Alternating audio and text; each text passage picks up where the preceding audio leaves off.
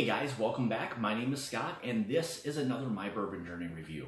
So if you're new to this channel and you're looking for reviews of different whiskeys, such as bourbons, ryes, American style whiskeys, go ahead and hit that subscribe button. Also hit the bell notification. That's going to alert you to when I'm doing new uploads, live streams, things along those lines. So today I'm doing a review of a Smooth Ambler Old Scout. This is their American whiskey. So this is a little different than the single barrels and the other products that have some additional age and things to them. So this is just their standard American whiskey. So basically what this is made up of is a blend of 9+ year whiskeys. The 36% rye bourbon, 5 year plus old whiskey, distilled from bourbon mash from Tennessee, aged in recharred, rejuvenated barrels. So there's the difference in why this is no longer considered a bourbon and an American whiskey. So this is then placed into used charred barrels. So that eliminates it from being considered a bourbon. So this isn't a young whiskey. This is a blended sourced whiskey. Smooth Ambler is fully transparent regarding all of that. So they're not trying to hide anything or pretend that they're producing anything that they're not indicating they're producing. So there are a couple of wheated whiskeys that they've produced and distributed. Big Level was one of their wheated whiskeys that they produced and distributed not long ago. But again, this is going to be their standard, straightforward American style whiskey. So this is going to be a 99 proof or 49.5% ABV whiskey. Again, not age stated, but again, this is going to be blends of 9 and 5 year whiskey. Again, non-age stated. But one interesting thing is it's the same or identical mash bill that is used for the single barrel Old Scout bourbon. So that's interesting that it's ultimately the same, but just finished in rejuvenated or used charred oak barrel. So that's again what eliminates it from being considered a bourbon. So MSRP on this, right around that $30–40 range. I paid $30 for it at a local store by me. So vastly distributed. You're talking about 120,000 bottles of this roughly per year. So this is probably inundated in just about every market, you know, all over the place. So shouldn't be too difficult to find.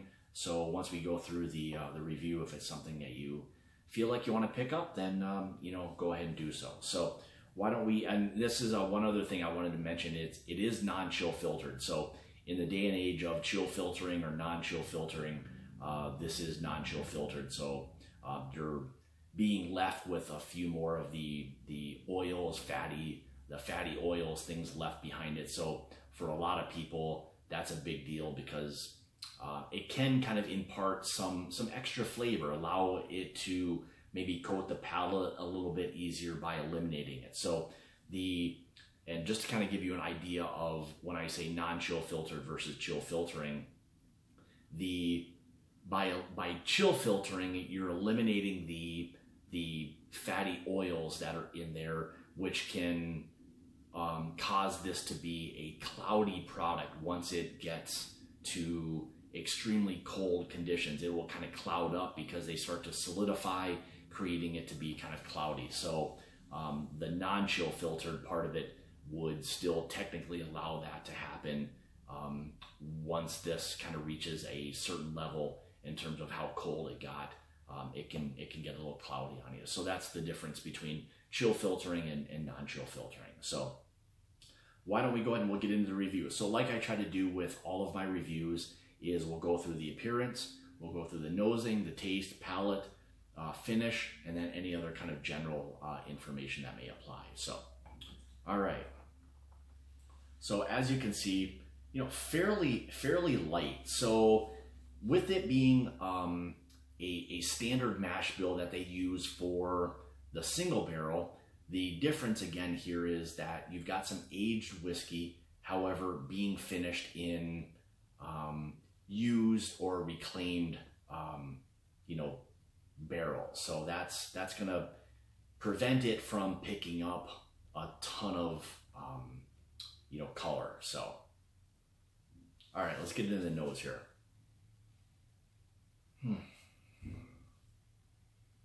So I pick up right away this kind of like honey note to it. There's a little bit of a barrel or char influence, you know, fairly muted. A honey note to it.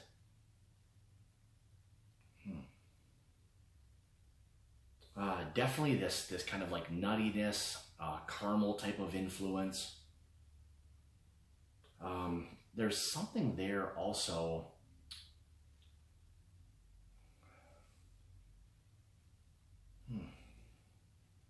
I'm having a hard time picking that out. There's just this softness to it as well. So nice kind of well-balanced nose to it. So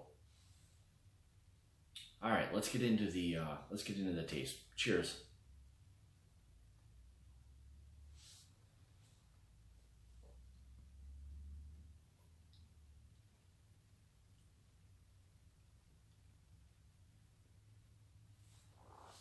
All right, so what I'd like to do is, before I do any evaluating or anything like that with really any whiskey, rather than trying to decipher what it all is on the first taste, it's better to get kind of the mouth coated and then maybe take another sip or two. You'll get a better idea of really what the flavor profile is going to be. So let's give this another taste.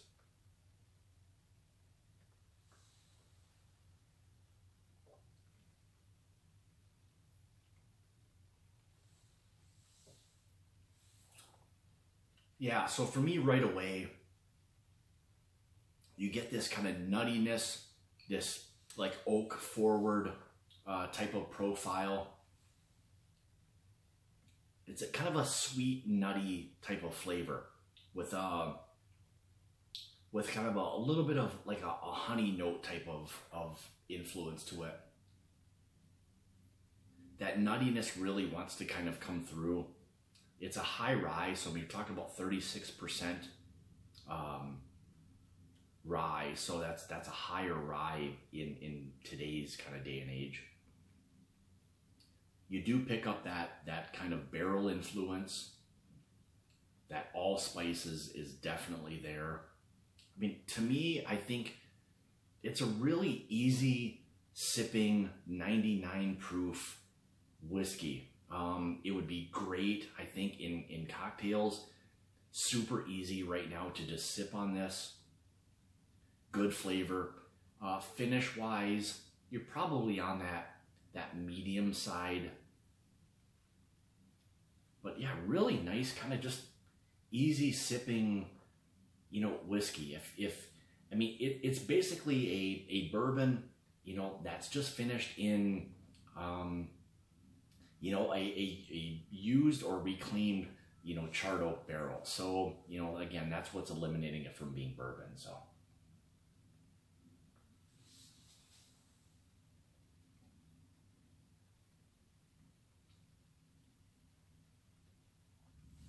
Yeah, so it's a little bit different. So I'm picking up this nuttiness kind of character to it. Something that I will get from